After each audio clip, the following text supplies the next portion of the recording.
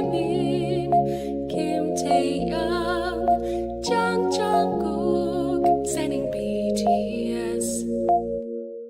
Hey, welcome back. I'm Kayla.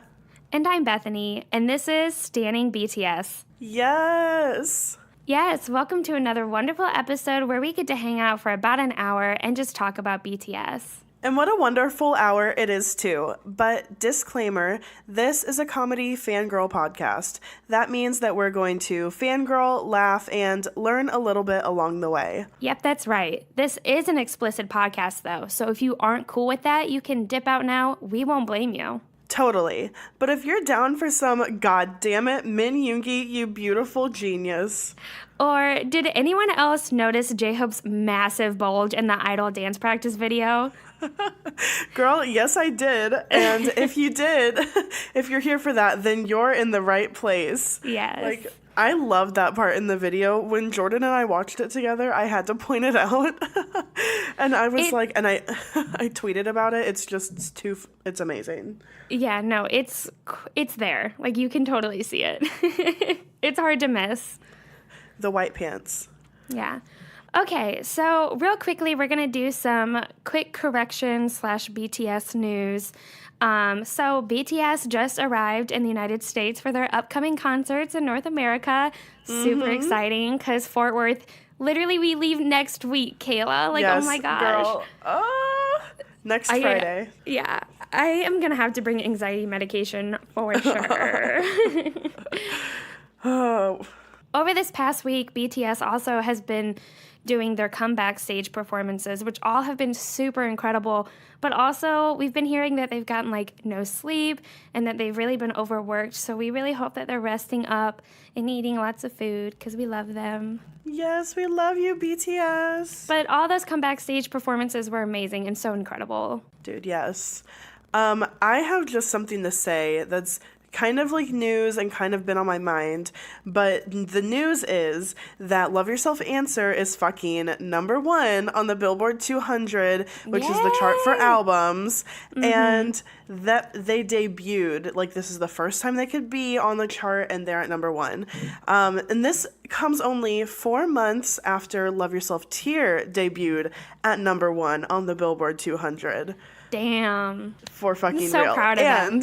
Yeah. They're taking over. Yes, and in these past 4 months, BTS has had numerous articles written about them from the Grammys, from Billboard, from CNN, Rolling Stone, Vogue, and so many more. And they're even speaking at the Grammy Museum coming up. It's called A Conversation with BTS. And really, I just feel like all of these things are culminating to something huge about to happen for their career, and for the way that they're seen. Yeah.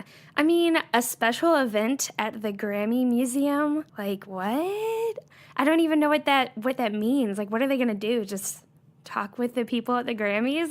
Yeah. Are they performing? What's happening? No, it's not a performance. It's a conversation with I BTS. think I think it's kind of like a panel, kind of like a interview or something type thing, but this is the stuff of documentaries.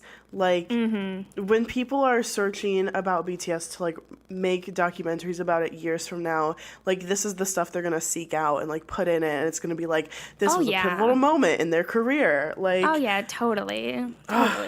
So it's just crazy. I'm excited. We're watching it happen right now. I know, we get to be a part of history. Yay. Yes. So we also have some corrections from last week's episode. Yeah, which is really awesome. We really appreciate when people do this. And so Jay from Korea is one of our listeners, and then someone else who listens to us on Twitter. Sorry, we couldn't find your name. I feel bad, but we try to look for it. But both of them kindly educated us on the word kore that Jin wrote under his drawing in the Idol music video. And the word kore means whale in Korean. And in our episode, we said that it could have been about this Greek sculpture or this Greek statue of this woman. But there's no confirmed sources of that, and we don't really think that actually has any relation to the kore that's written in the Idol music video. So thank you for that correction. Yes. And then this next one really isn't a correction. It's more of just something we failed to mention in the last episode, which was about Taeyoung's split hair color. So Kirsten from the UK, I think she's actually from like Cambridge, but she was like, oh, you guys should have mentioned something about the similarities between Taeyoung's split hair color and Nicki Minaj's hair color in her Super Bass music video. And part of me, like, the pessimist or maybe realist in me wants to be like, but is it really? Like, maybe it is reminiscent of that, but is that what they intended? Can that in any way be confirmed or fact-checked? Probably not. But, like, that doesn't mean that that doesn't mean that it's not, like, what they meant to do. I mean, it's like the exact same. Like, it's the exact same shade of pink and the exact same shade of blonde, and it's split down the middle, and both the pink is on the same side as Nicki had on her hair. So, and she features an idol, so I think... Which makes me go, yep, you're right. Yeah, it's highly plausible. Yeah. Okay, so just an overview of this episode. We're going to do this episode very similarly to how we did our album review for Tear. So we're going to talk about each of the new songs on Answer in order in which they appear on the track list. And we'll discuss the style, lyrics, and meaning of each song, along with mentions from RM's V Live for his Behind Answer. Yeah, which, sidebar... at the beginning of RM's V Live, he kind of said like a little bit of a disclaimer, and he said that everything that he is saying is from his perspective alone, his thoughts alone, his experiences as he perceived them throughout the process of writing these songs and making this album. So he's saying he doesn't speak for any other members, and I like that he did that, you know, because I feel like he is like an individual, and this is just like how he saw it and what he interprets things as. Yeah, it's his experience of the album. Yeah, and also I liked it because it made me think of like, damn, I wish that other members would sit down and do this and be like, oh my gosh, this was my experience with writing this song. Like, can you imagine Yoongi talking about writing Seesaw? Yeah, yeah. It would be really neat to like hear the other members' perspectives, which I really loved when J-Hope did his album review basically of Hope World, like his behind Hope World, and that was really neat. So yeah, but I love hearing RM's perspective, and he's very insightful on all of the lyrics, and it's just really neat. But yeah, it'd be cool to hear like Taeyoung's perspective or Yoongi's or Jin's. Be cool. For sure. Okay, so should we just get into it? Let's get into it. All right. So first up is Euphoria. Wow, what an incredible song. It's an incredible song. It's so beautiful and so wonderful to listen to. It's just the way the song sounds, it's just so pleasant, and it's just very hopeful and uplifting almost. Yes. I think the beat at the beginning of it, it's a very quick beat, a very short little notes, I suppose. So it kind of makes this expectant, like hopeful, anticipated feeling right from the get-go. Yeah, it's like you're anticipating something. There's a lot of build to it. Yeah. One of the things that I love in this song, that's kind of weird, but it's one of the sound effects that they put in. So after Jungkook kind of sings the intro, it kind of gets quiet, and then there sounds like, it's like a video game noise, basically. Like it sounds like a video game, and I just love that little addition to the song. I think it's just super cute and retro. Yeah, I love that part.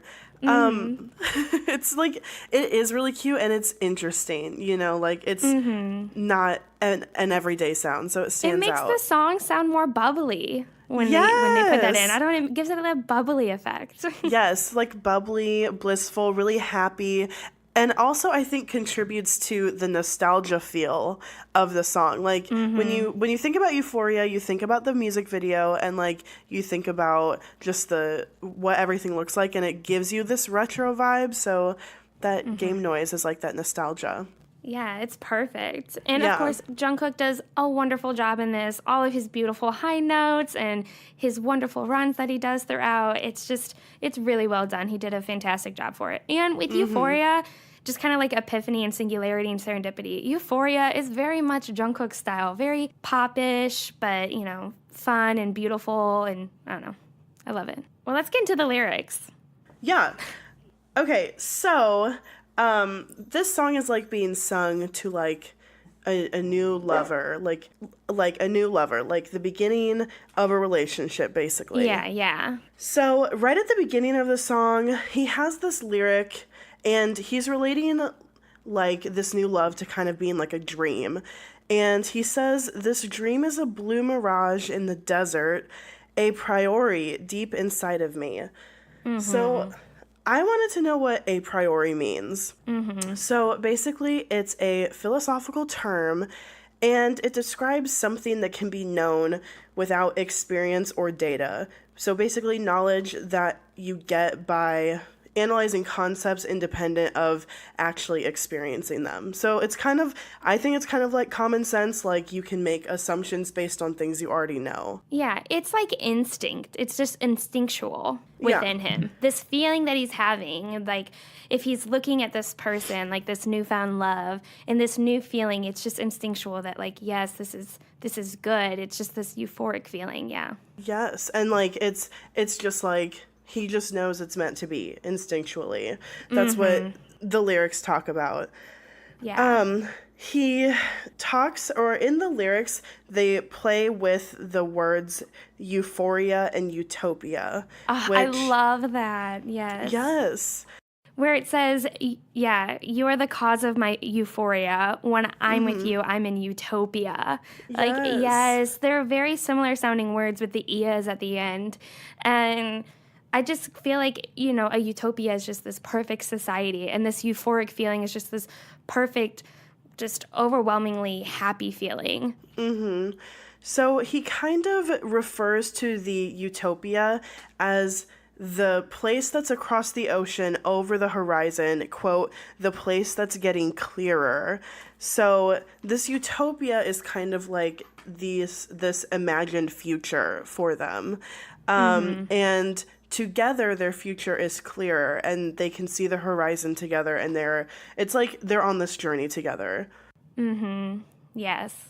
So another like theme that we see, and I just want to mention them because they're gonna be repeated. So obviously the dream, we've already kind of addressed that it feels like a dream.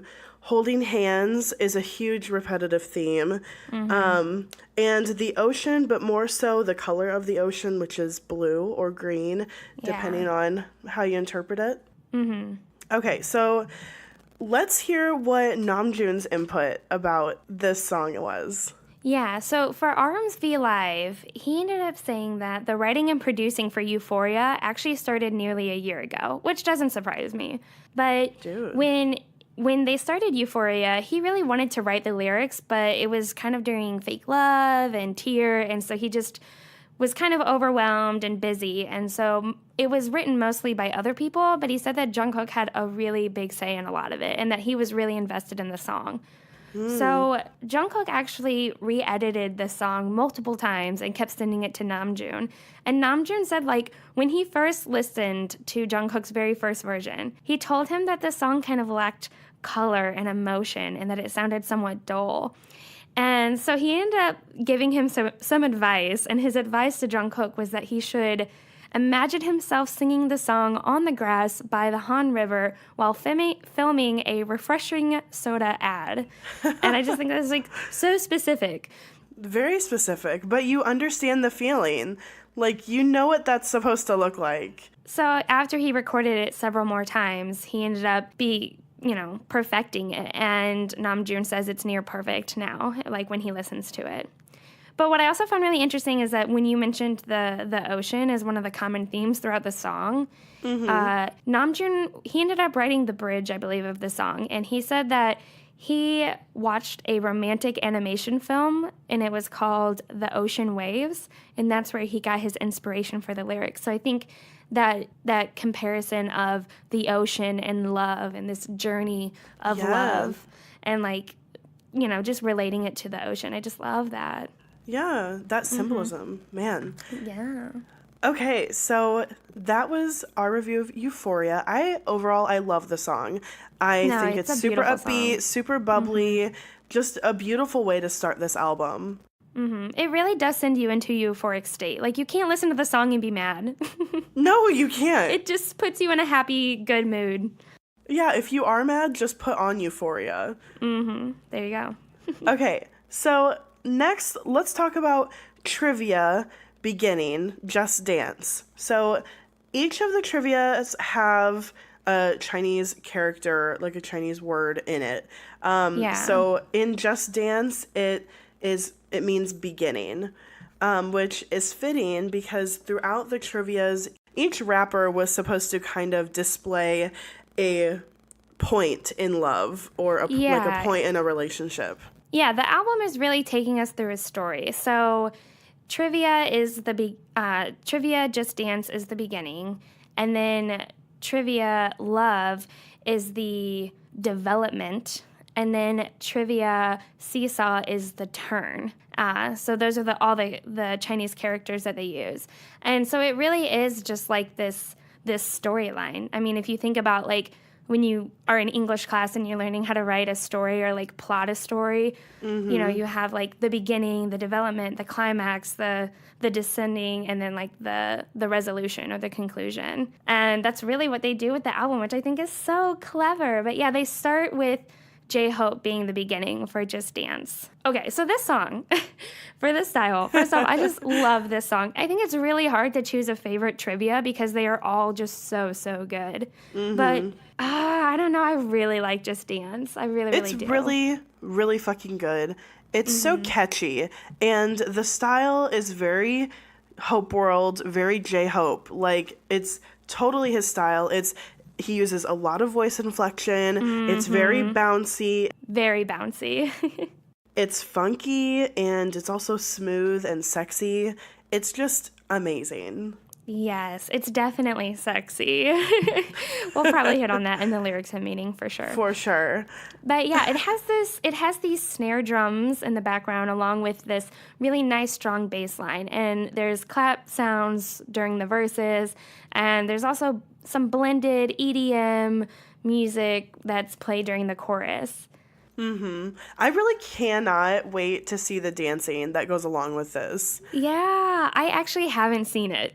I really haven't. Me neither. I've somehow avoided it on social media. Yes, me too.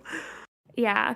But what I really love about this song is not really so much the chorus. It's the parts where it kind of goes to this simple instrumental. And it's when J-Hope just kind of calls out. He does this a lot when he raps. Like, he just like, he just like calls out. And it just kind of lingers in the air and echoes and echoes and echoes. Like, I love that. I don't know. When I listen to this song, I just picture myself dancing at a club. But it's like, not like hard dance club music. It's more like a soft rave. Can you Like go to you a can soft groove rave? to it. Ooh, that sounds. You know who would be at a soft rave? J-Hope. J-Hope, yeah. Fucking J-Hope.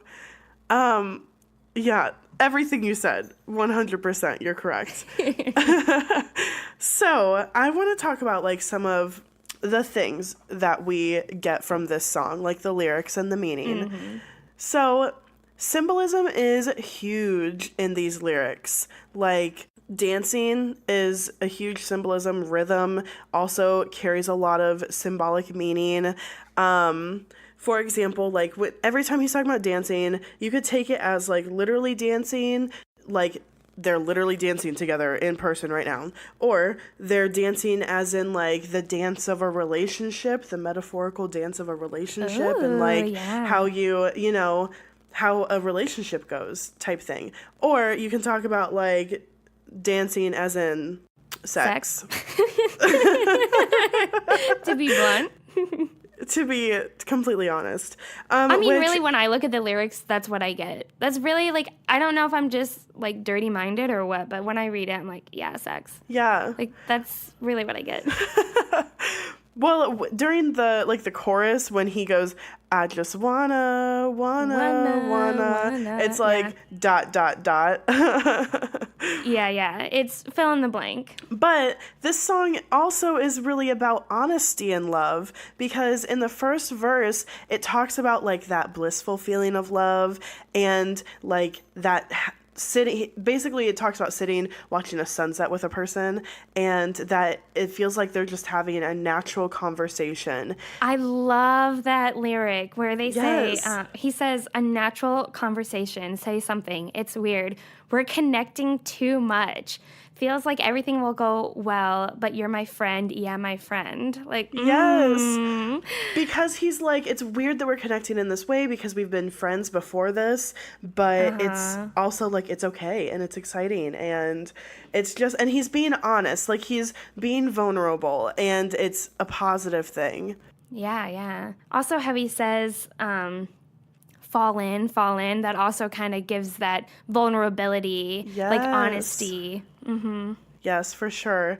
Another thing that I like is the type of paradise that you feel when you're in love and you're with that person, because he says, even if he's stuck in the studio, it's paradise with you. So See, it's that just lyric like, makes me think of he's talking about his love for dance, like his relationship between him oh my and his God. dancing. Because if he's Yes. suffocating in the studio, like they work really hard, you know? They're always in the studio. Like I can see how it could be suffocating, like, oh, I'm here again, because it's work. But once he starts dancing, when he's together with his dance, it turns into paradise. Oh my God, dude.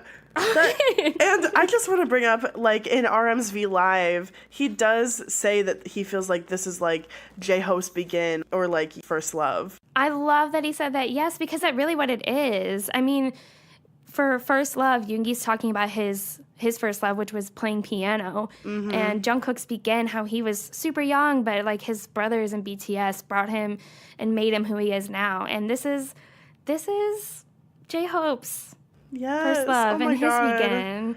His dance, yeah.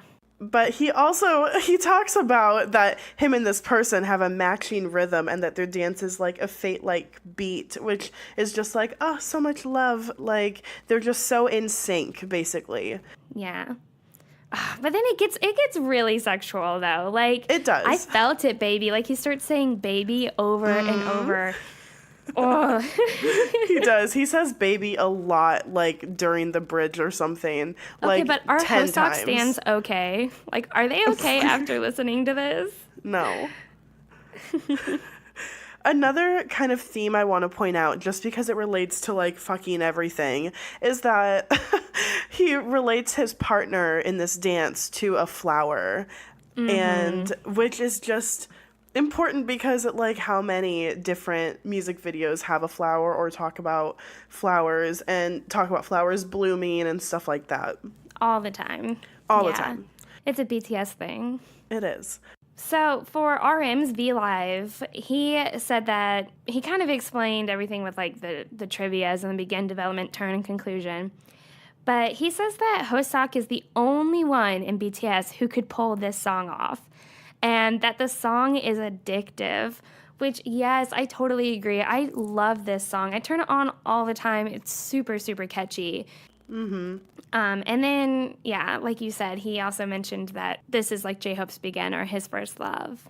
Yeah. But really, overall, this song, it could be about his love for dance and his relationship with dancing. But honestly, it could be a relationship with another person and that feeling of just, I mean, like their bodies and rhythm and shedding sweat, baby. Because of you, it all has meaning, baby. Like, Yeah, I just wanna. ...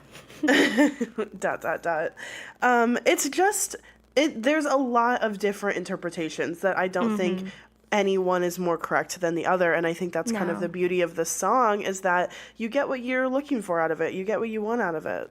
Yeah, definitely. Okay, so moving on to Serendipity, we are going to talk about this because there's an extended long version. Yay. Yes. And so for this style, this song, Kayla. I mean, you've all heard it by now for a year. This is just the extended version. You all know this song is perfect. Like, it never gets old. You could listen to it on repeat forever, and like it's just beautiful. Definitely. What I really love about this song is if you really listen to like the music in the background, there's these small little sound effects that kind of happen. And I just love them because I think that they make the song very magical and just sounds so lovely and endearing. It's a very endearing song. Oh, for sure. That's so true. I love that with the addition, it kind of adds like a slow, sexy bass line, and it has this I mean, the melody is so beautiful, but having this bass line that is kind of more exposed, especially during the bridge, it really transforms the song. And like, I don't know, instead of it being a climax, which was what a bridge normally acts as, it's just kind of like, I don't know, it builds and supports the song in a different way. Yeah, I really love the addition. Yeah. It kind of gives this small break in this song. Even though the song is pretty laid back and relaxed throughout, this just like really kind of calms it down. Well, yeah, I was like almost wondering before this song came out where they could take it, because I already loved the original version so much, and I felt like it did have a lot of build, and it did have like this kind of point where it got there, you know? Yeah. So I was like, what else can they add to this song without making it too much, without it, you know, losing how perfect it already is? So, yeah. Anyways. Yeah. So let's talk about some of like the meanings of this song. Something that is really talked about in Serendipity is destiny. Like in multiple verses, Jimin talks about that like they are supposed to be together. It's destined that they're to be together, that the universe has aligned for them. So the destiny that you feel like, he's like, this is what is supposed to be. Yeah. But on the other side of that, there's also fear. Fear is a big theme in this song because he also says that just as excited he is, he's also scared. Yeah. I think it really hits on those beginning stages of love, but I really think more of the stages when you really start to fall in love. Not really just feeling loved, but like falling in love. And that's a scary feeling.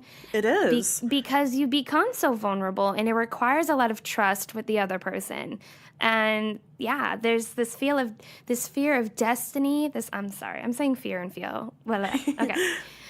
It's just this feeling of destiny, but also being fearful for like what's to come, because you're realizing that you are being put into this vulnerable state. Yeah. And I love the line when he says, you know, I know, you are me, I am you. And that just is like this ultimate trust and vulnerability. And it's just so beautiful. So I really want to talk about the bridge, because that's like the addition to this song. Yeah. So it starts off by saying, come to me, come and let's become a we. And I just love that. First of all, I think it's a super sexy lyric. Second of all, I think it's a super like welcoming and warm and comforting lyric. Like these two are going to find like solitude in each other. Yeah, yeah. Anyways. No, I love that addition. I think it's perfect for the song, and it just adds that little extra. It's just like that's what was missing from the song. Yeah. Yeah, for sure. and yeah. So for Arms V Live, first off, he just loves this song. Like, he really loves this song. He takes a lot of pride in it, and I also get major Minjun Namin feels. Yes. What he kind of says is that the song has no real dramatic build or no edge to it, but that it's very well rounded, and it has no bold hook, which usually if a song doesn't have a really bold hook or a dramatic build, then the song typically comes off boring.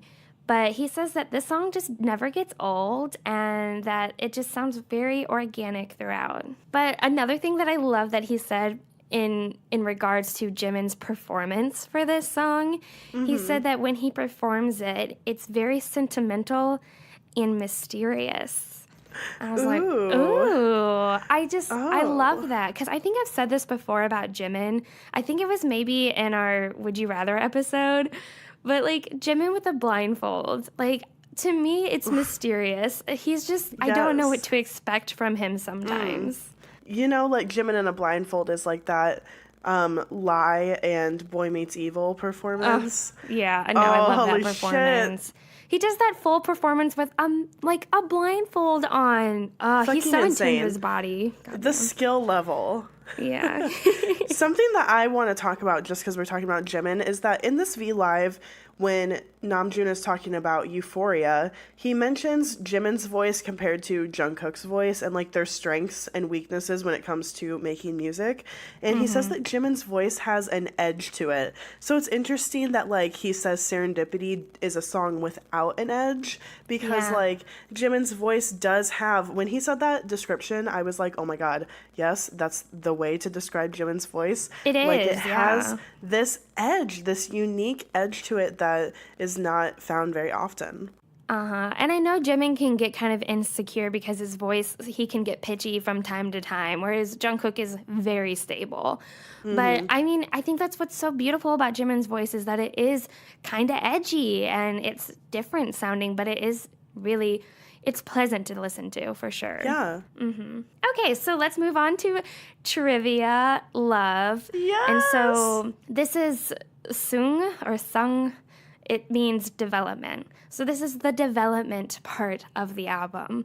And I love this. I love this song. Yes. When I first heard it, that piano right at the beginning, it's so jazzy.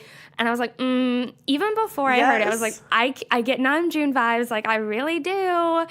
And it ended up being his song. It totally goes along with like that poetry slam vibe that I find in so many of his songs, like Pluto. And even if you think about like Do You could almost be like in that style also. Yeah, definitely. Damn, Namjoon, I love his fucking style. I love this song so much. He is a lyrical genius, like trying not to get into the lyrics, but really with this song, he does a lot of wordplay. Tons of wordplay in it, and it's just so clever. Well, it really adds to the style of the song because it makes it a really pleasant song to listen to. Like, even if you don't know Korean, you can very easily pick up on this song and sing along with it and be like an interactive part of it. Which is so great because in his V Live, guys, if you take away anything from this episode, if you are going to a BTS concert, okay, for the Love Yourself tour, yes, please, please, please sing along to this song, because Namjoon purposely wrote this song so that he can interact with us while he's performing. Because he said with Reflection, we'll get into Seesaw and like the turn of the album. He said he like sees himself as more of a turn kind of writer. Like his style is more of the turn, a little bit deeper and darker. But he's like, I really enjoyed doing the development because I get to interact with you guys. Because Reflection, he felt like, you know, he was more in tune with himself while he was performing it versus interacting with others. So this one, he really wants us to sing along. So please, please, please do. You know what else? This song is also like sexy in a weird way. It is very sexy. Like for world love. He's sexy for love. He's sexy for world love. Yeah. So when I heard this song, I mean, obviously it says, I live so I love, you know. And so I was like, oh my gosh, this just kind of reminds me of All You Need Is Love, just that repetition of the word love. And I live so I love, it's just kind of like when we get into the lyrics, it's really just living is loving. Like if you're truly living, you're loving. It's just like that's what we're here for. That's what we're meant to do. Just love others. And also, before we get into like lyrics and meaning, I just have to talk about when he sings at the bridge, because like it's so good and it's so vulnerable and so real, and it's just like, holy shit, like I love it. Yeah. Okay, so let's go ahead and get into the lyrics and meaning, because obviously we're dying to talk about it. Okay, so first of all, he uses a ton of similes trying to describe what love is like. In the first verse, he literally starts off by questioning he says, is this love? ? Basically because he's saying love is so complex, all the words that are coming to mind can't describe it at all. He asks if love is like the moon rising, or like how fingernails grow, or like trees that shed their bark once a year. So basically like habitual things that are going to happen no matter what you do. You can't stop it.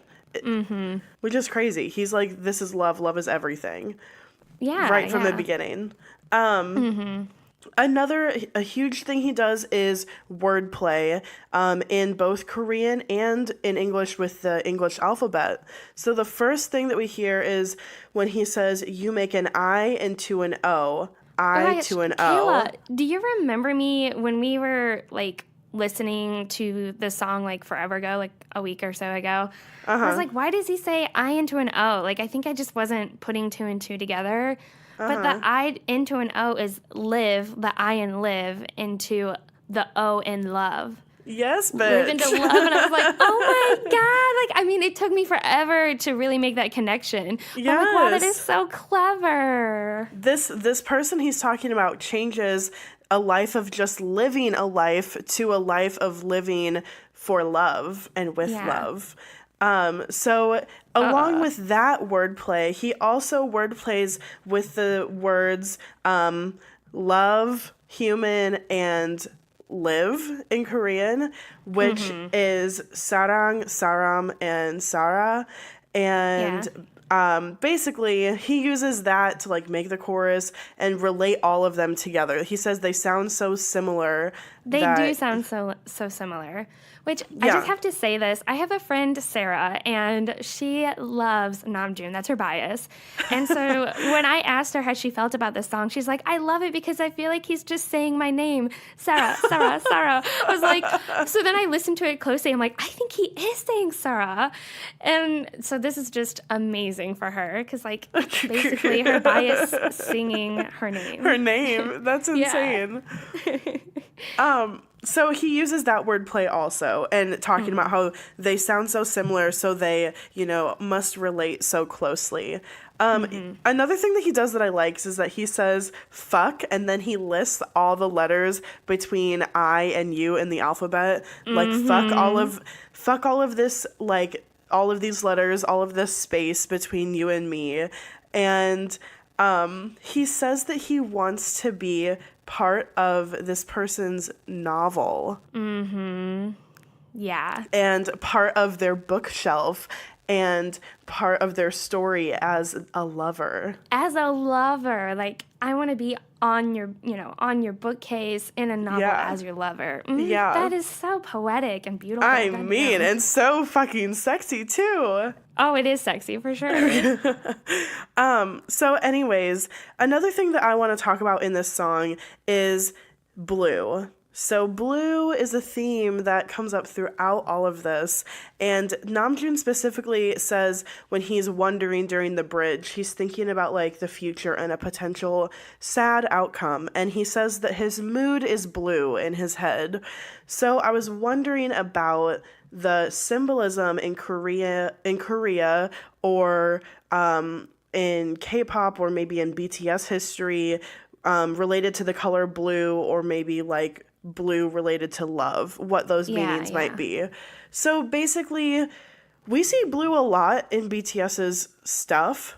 I mean, even in like J-Hope's Blue Side, and in Blue Side, blue represents nostalgia. We also see it in Taeyoung's 4 O'Clock, where it represents the shade that comes at night when the moon is out. And on the Korean flag, blue represents water, shade, ground, because originally blue and green used to be the same word in Korean until Western influences. Yeah, that is so interesting to me. Yeah, there's actually quite a few cultures who developed differences, like who decided blue and green over time, but originally had it as the same color, because the ocean a lot of times would look green and the grass looked green. So anyways. So blue can also represent death, passivity, femininity, destruction, and cold. So, or not destruction, deconstruction and cold. Yeah. So I think in this song, the blue basically might be referring to like reconstruction, like a time of rebuilding. And when he talks about feeling blue, it's like a nostalgic feeling, even though he's talking about the future. It's like he knows what to expect and he thinks it might have some specific outcome. So he can already think about what it's going to feel like after it's gone. Yeah, and I think that idea of reconstruction also really goes along with the development. You know, like this is the development part of the album. This is the song that they dedicated to it. So yeah, I agree completely. So it's basically talking about the connection between being a human and living and loving, and it's just wonderful. It's a wonderful song. I really just love the lyrics so much to this song. Me too.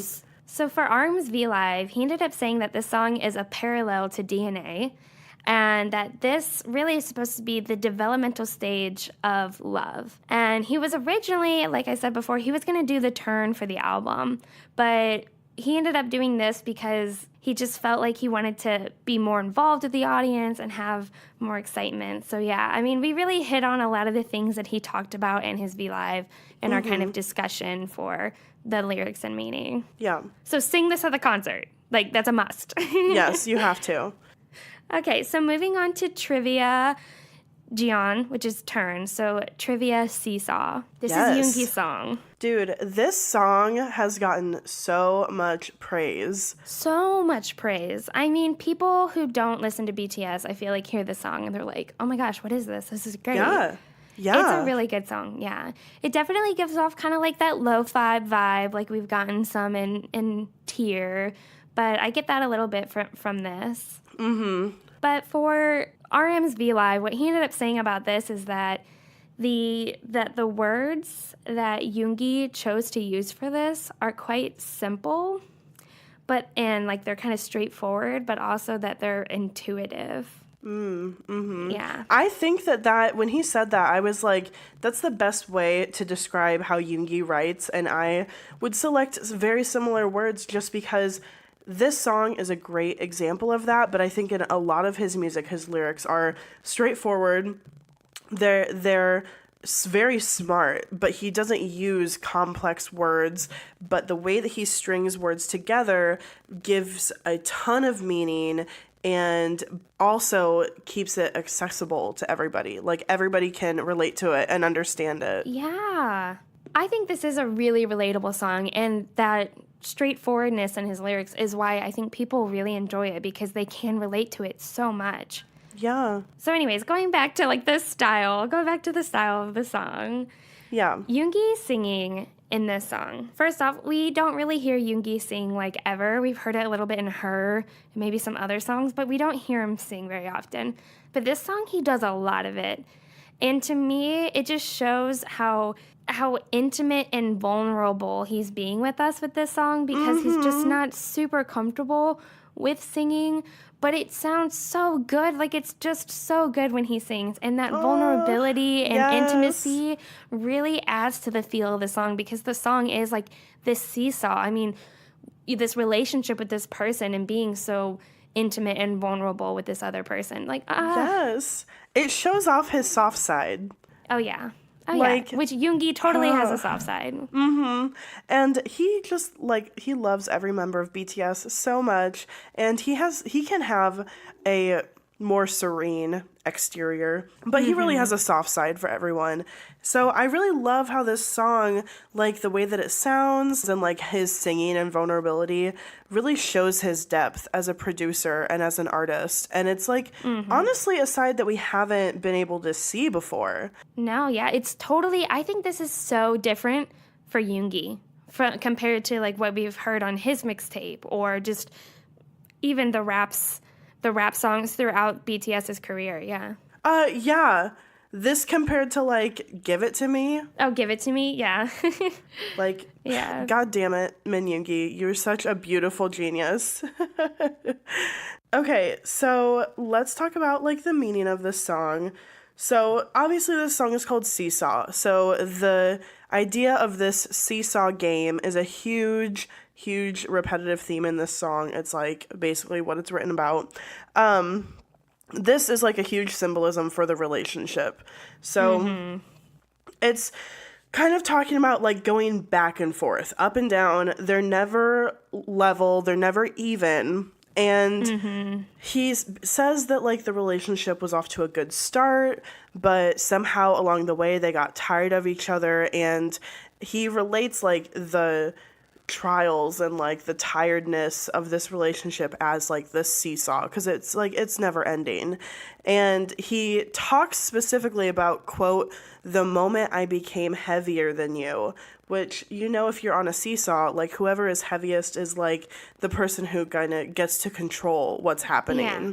Who's on the ground? Yeah. Yeah, who's on the ground. The person on the ground can choose to get off, you know? Yeah. Yeah. A lyric that I find really interesting, sorry if I'm throwing you off, but Yeah, no. he kind of talks about how at the beginning of the relationship, he says, at first we showed who was heavier. We'd brag and smile. Now we're trying to beat each other. So it's like at the beginning of the relationship, this was this back and forth kind of playful banter kind of was something that they would brag and smile about. Like it was fun, like all fun and games. And then now it just became this competition and quarrel, and it turned bad. Like it's just a relationship that just soiled. Soiled? Yeah. Ugh, I hate that I used that word, but okay. It came out. Thank you. I love it. No, I don't. No, yeah, it totally, what did you say, soiled or spoiled? Soiled. Well, it did, because he talks did. about the relationship, or these two people, him and this other person, becoming parallel. So like, to me, parallel, it means that you're moving in the same direction, you're going towards the same point, but you're never going to cross paths. So it's basically like him and this person, they might even still be moving towards the same goal or the same idea, but they have the inability to truly understand the other person again and to get back to the point where they are together, because now they're parallel. Yeah. Yeah, with parallel, I think for me, how I interpret parallel is just being level or equal. Because I mean, if you're on a seesaw, and if you just both are on the ground and you're level with each other, you're parallel. But That makes sense.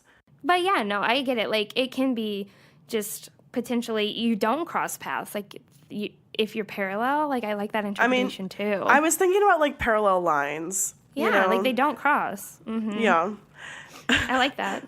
But we're talking about a seesaw, so your explanation makes way more sense. No. But I think another huge theme of this song is regret, because although the entire time Yoongi is asking or saying one of us needs to get off, this needs to end now, during the bridge, he starts kind of like, he literally says, hold up, and he says he walks on the seesaw without this person. And it feels like the beginning, before this person was in his life, and getting off without them feels like weird. Like, now, it's like that now what feeling.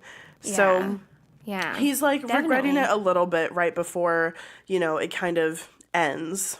Yeah, and neither of them want to get off the seesaw because they care about each. Well, they don't want to get out of the relationship, basically, because they care about the other person still. Like, even though this relationship is bad and unhealthy, they still don't want to hurt the other person, so they don't want to get off for the sake of the other person's feelings. Yeah. Yeah.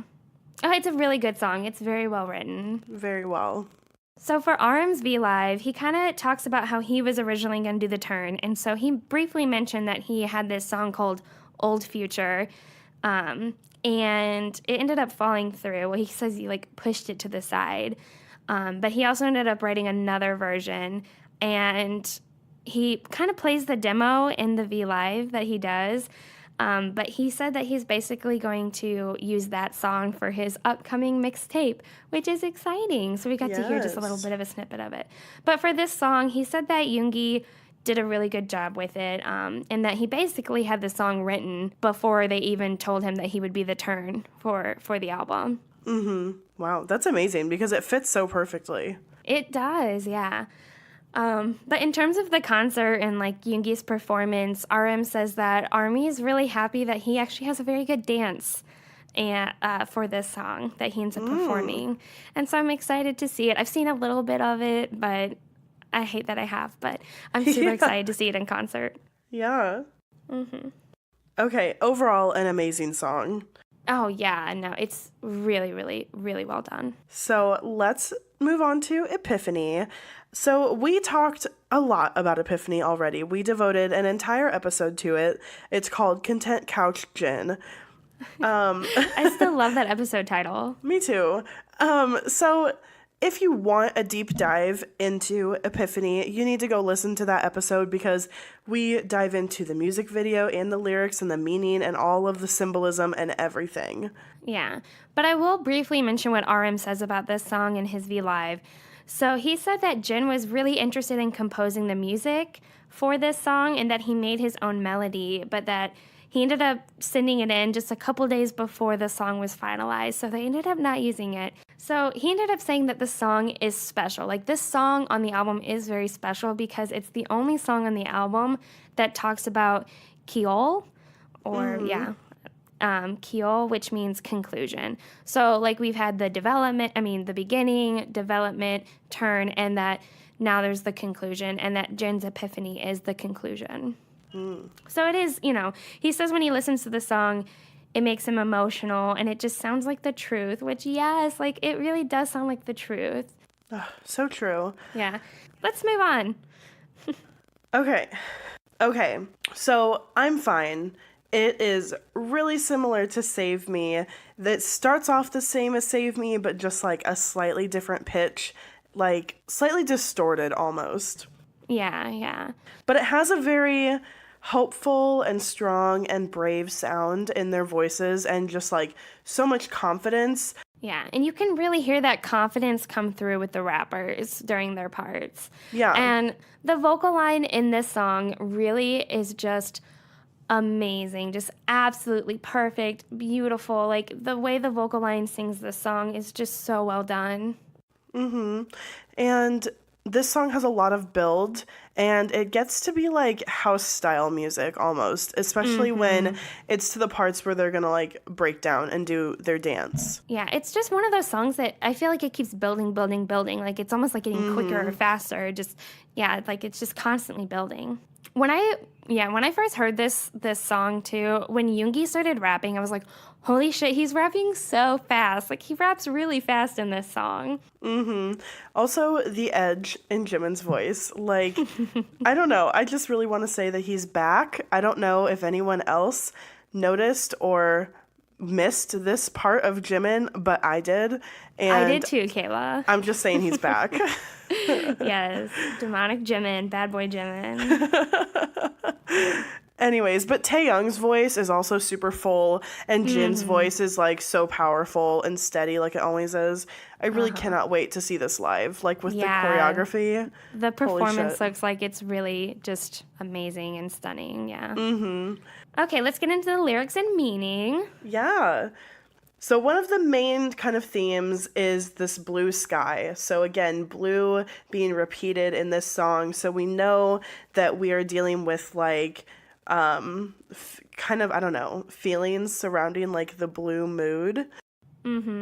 We also get to talk about sunshine because it's kind of bringing like this level of optimism into the song and hopefulness, which is really nice to see because we've seen kind of this journey of a relationship, and now when we're getting to I'm Fine, it's this person like accepting themselves and knowing that they're gonna be okay.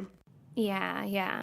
So they also mention a dream and hand holding and, like still going on this journey kind of, or I don't know if they talk about taking my hand or letting go of my hand. They talk about letting go of the hand. So with I'm Fine, I think really like my interpretation of this song really is like, save me. This is not my interpretation. This is kind of generally what armies are getting from it, is that save me was more like, I need this other person to save me. Like, I'm calling out to them and holding and grasping their hand to pull me up and to save me, basically. Whereas I'm Fine is I'm letting go of this person's hand because I can save myself. I'm fine. And it's just this, it's really, Namjoon, he said it's a very heartbreaking song, which I get because even though they're saying I'm fine, you know that it's not what they mean. Like, they're not truly fine because they are just, they feel so broken. And Namjoon also says in his V Live that the song is like the fear of losing someone who you love or like someone leaving you. So even though Yeah. you're letting go of their hand, it's almost like they left, not really that you made the decision to let go, I guess.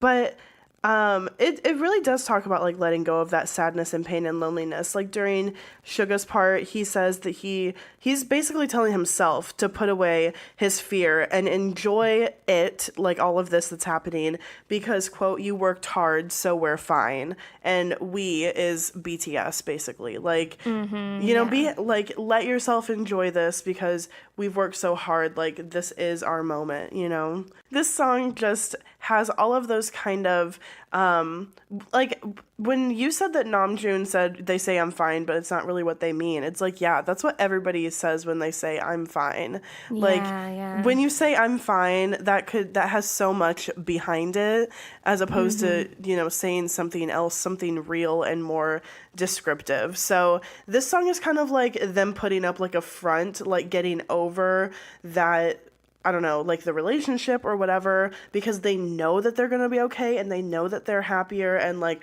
they're going to they're working on themselves and they love themselves. So like they're fine, like in the overall grand scheme of things. Yeah. In the grand scheme of things, they will be fine. Yeah. Yeah. Okay, so let's talk about Idol. Yeah, we talked a lot about the music video. So much about the music video. Yeah. So for the style of this song, we hear this kind of like African beat and this kind of whistle blowing in the background. And really the style of the song is just very hyped throughout. It's very playful, it's fun, it's a pump-up song, there's lots of energy behind it. But for this song, they really wanted to use a cultural influence of some sort. So like a different culture's influence in the sound of the song. And in Arms V Live, he actually ended up saying that when he was working with P-Dog and Supreme Boy, when they were trying to decide like what kind of cultural influence they were going to use, they were kind of throwing around a bunch of different ideas, like a Jamaican style or a Californian style. And then RM kind of jokingly said, what about just traditional Korean like drumming and dance music?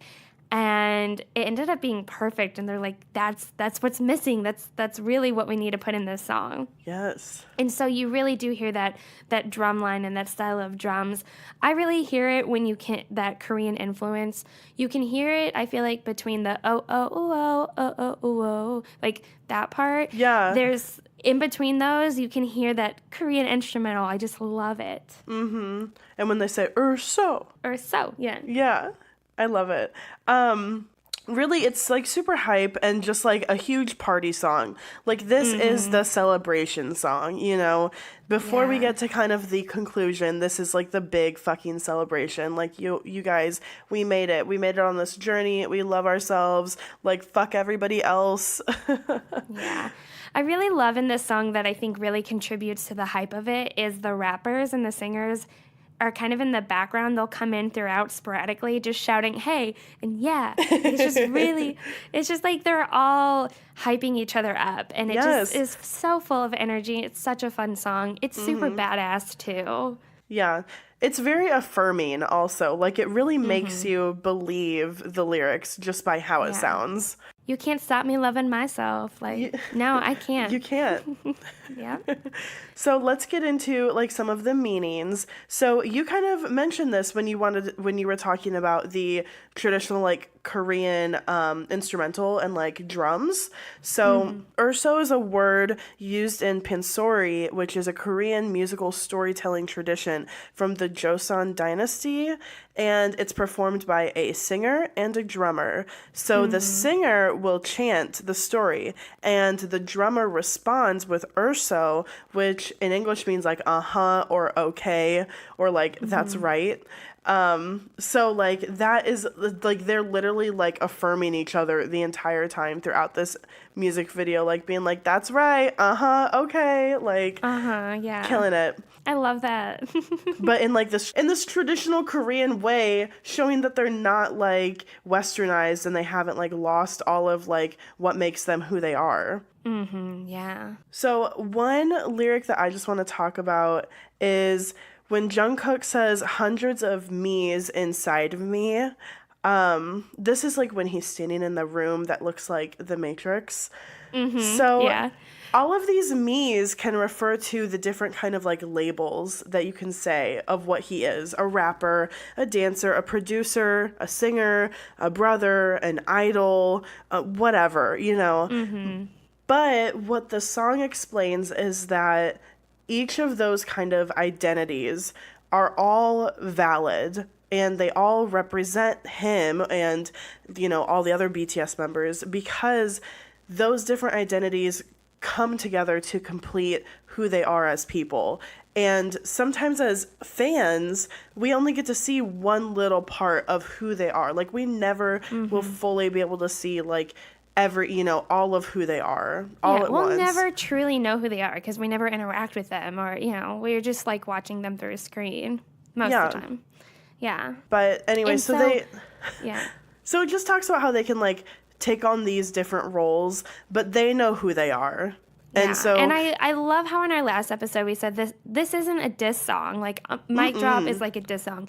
This is I'm okay, and what you say is irrelevant, really, because I know who I am, and I love myself, and you can't stop me from loving myself, and I am who I am. And Fuck yes. because of that, I'm going to be okay, and I'm just going to keep doing me, basically. Can't stop me loving myself. Yeah. So for RMsB Live, really, he kind of hits on just everything we just talked about. Really, that this song, he doesn't care if you call him an artist or an idol, that he will always be himself and stay true to himself. Yes, no matter what people call him. Yeah. Okay, so now the big grand finale of this entire, like, Love Yourself series and this album, Answer Love Myself. Answer Love Myself. So it's not an outro, you know, it's like, it's not an ending, it's a conclusion. This is what Namjoon says. This story is not an answer necessarily. It is a possible answer. It is a conclusion. And he basically is like, take it how you want. Yeah. He's like, it's not the answer. It's not the only answer. It's a conclusion. Yeah. So this song, the feeling of it, the general feeling is that it's very inspiring and it makes you want to love yourself. Yeah. And if you're not careful, when you sing along with them during the chorus, you will cry. Yeah. Yeah. No, it's a very emotional song. Very emotional, but like uplifting and happy at the same time. Oh, absolutely. Like, emotional in a good way, like happy tears. Like the vocal lines, like all of their runs are so good. And like when they're in the background with their runs, it's so pretty. It's really just such a feel-good song. I mean, it's like watching like The Blind Side or like some sort of inspirational movie where you cry, but it's a feel-good kind of movie too. Like, that's this song, but it's just even so much more. It has so much more meaning to us because of the love yourself concept. And like, here we are, we're finally here at the answer of loving ourselves, and we're singing it with BTS, and they're all singing it to us. It's just, God damn it, I'm gonna cry. Like, I'm gonna cry right now, but for sure I'm gonna cry at the concert. Like, oh yeah. Oh my God, it's gonna be so amazing. Like, you're right, this is like the culmination of everything. It means so much. Yeah. So let's get into like the lyrics and meaning. Yes. So one of the themes is opening your eyes in darkness. And this is just from the first verse. Jimin says that he opens his eyes in darkness and like his heartbeat sounds unfamiliar and he's looking at himself in the mirror with like fear-ridden eyes. And to me, that makes me think of like almost Epiphany or maybe some other music videos where they look in the mirror. But in Epiphany, when Jin looks in the mirror and he like sees himself and then doesn't see himself. Yeah. It also talks about being hard on yourself, but also forgiving yourself.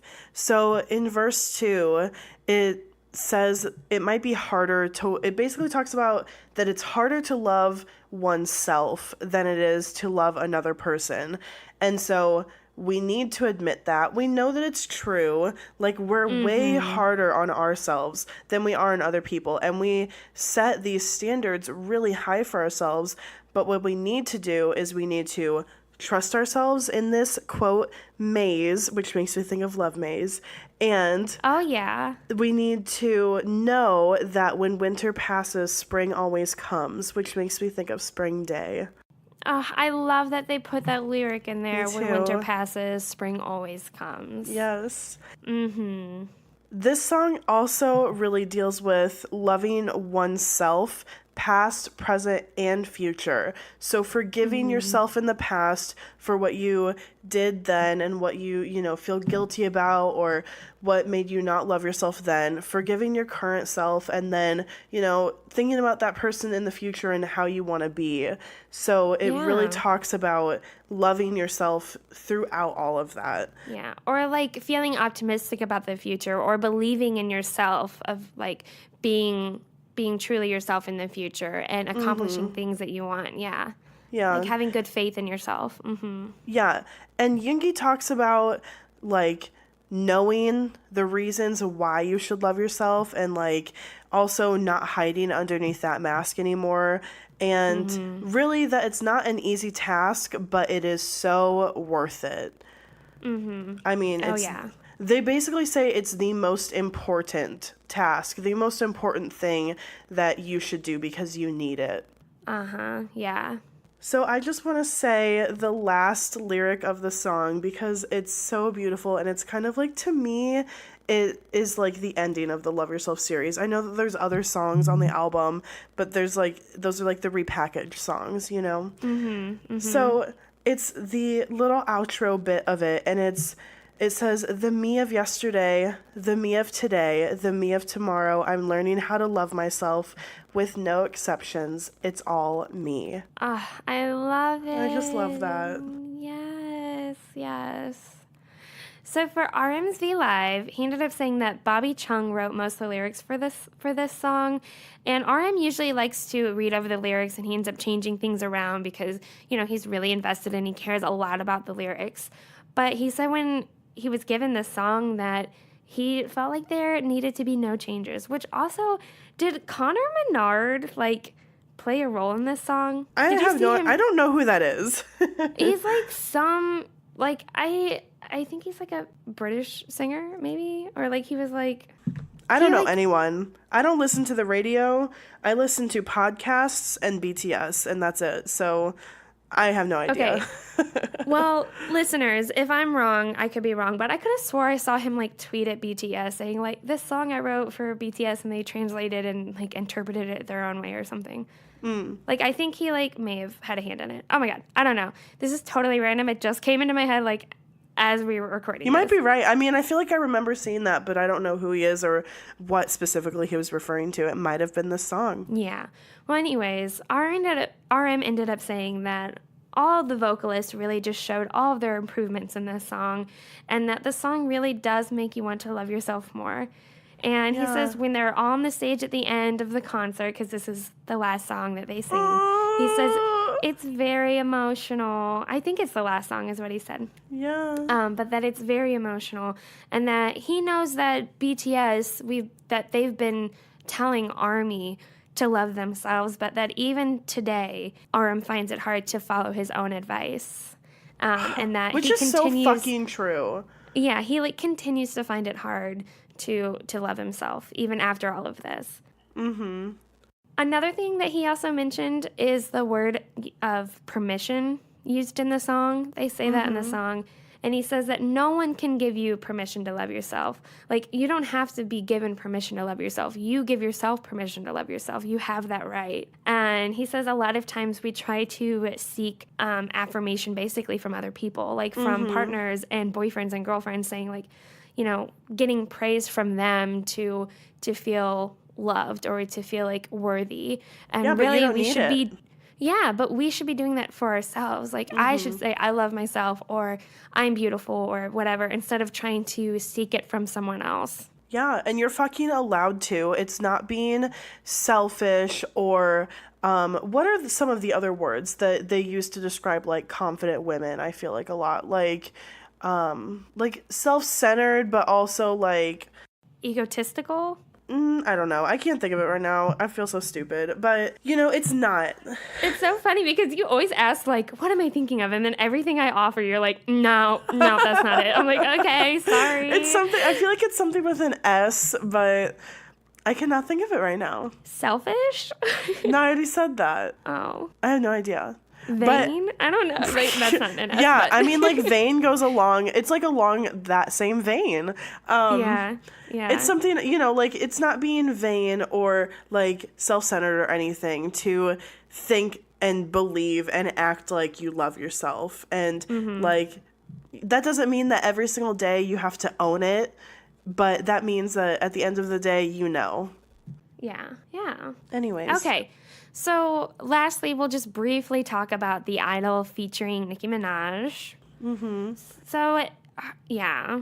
Man, Nicki is, no matter how you feel about Nicki Minaj, okay, because she does have some controversy surrounding her. We're not going to go into it on this podcast. This is not like a drama show. This is, if you want to look it up, do that on your own time. She has controversy, whatever, but she is a legend in her own right, and you have to admit that. She is one of the biggest female rappers of all time, and it's a huge deal that BTS chose to collab with her for this song, for, like, the end of this series, and to, like, this is, like, the hit track, and she's featured. Yeah, and BTS could have collaborated with whoever they wanted. I mean, their options were endless. Like, anyone would be willing to collaborate with them. But they chose Nicki Minaj. So, I mean, I feel like we just have to have some sort of trust in BTS that they would, like, choose a person who's rightful for the position to be a part of their hit track for their new album. Yeah. And so when I heard the song, honestly, I thought it was done very tastefully. Like, her little part in there is not too much. It's not overwhelming, but it's not just, like, underplayed either. I think it meshes in really well. I think it changes up the song just enough. And it's just, I think it was done tastefully. Yeah, I really like it. I wasn't sure how I'd feel about it. I've only listened to it a few times. It's not like, I don't think I would ever listen to it over the original. And like I said, I don't listen to the radio, so, like, I don't have to. So, but I do like it. I think that it's great. I don't think it's, like, better than the original, but I don't think it's worse than the original by any means. I respect Nicki as an artist, and I think that she adds, like, I don't know, something fun to the song. Yeah, I agree. So, okay. Man, that was good. That's a lot. Yeah. That was kind of that was our Love Yourself Answer review of the new songs from this track list. Yeah. So I guess, I mean, tell me how you're feeling. What are your overall, like, vibes, takeaways, ideas? Yeah. So really this repackaged album, I think it was put in a really good order. Like, like the track list, I think really does tell a story from beginning to end. And I think it meshes and blends Love Yourself Her and Love Yourself Tear and Love Yourself Answer together really well. Like, I love how they put Dimple on there and where they put Love and Singularity. I think it just all really blended well together, and it really showed you the stages of love. It takes you through the whole journey. Yeah, I mean, we all fell in love, went through a breakup, and then found that we love ourselves and that we're going to be okay no matter what happens. Like, I mean, that's really what the whole thing is. But we got to experience the whole wonderful, amazing falling in love process at the same time, and how beautiful that is, and we got to see all of I feel like every song that was selected to be on this main chunk of the track list was because it each holds, like, a punctual feeling in love. Yeah. And the way that they put them together is just beautiful. Yeah, definitely. For sure. Man, I'm just thinking about where they put Just Dance. Like, they put Just Dance right after Euphoria. Like, this euphoric state, and then it's like, you just, like, fell in love, and, like, now you just wanna... Oh, I don't know. Shit. I'm so sorry. I don't know why I find the song so sexual. Sorry, guys. Like, I think it's just me. It's probably not a sexual song. It's not just you. Okay. I've seen it all over Twitter. It's not. Yeah. Okay, so if you liked this episode, if you've liked any of our other episodes, first of all, thank you for being here with us and listening. We Thank love you for fangirling with us. Yes, we need people to fangirl with, so it's so awesome that you're here. If you would like to let us know that you liked this episode or our other episodes, you can do that in a few different ways. You could go to iTunes or whatever platform you listen to this podcast on and leave us a review and a rating, and that would be so wonderful. When we get to 200 iTunes reviews, I feel like right now we're at like 160 something. When we get to 200, we're going to do another bonus episode, and you guys will get to pick what it is. Yeah, well, let's have them vote on it. Yeah. Then you can also support us either at our Patreon at patreon.com/standingbts, or you can support us by donating through our PayPal, which is paypal.me/standingbts.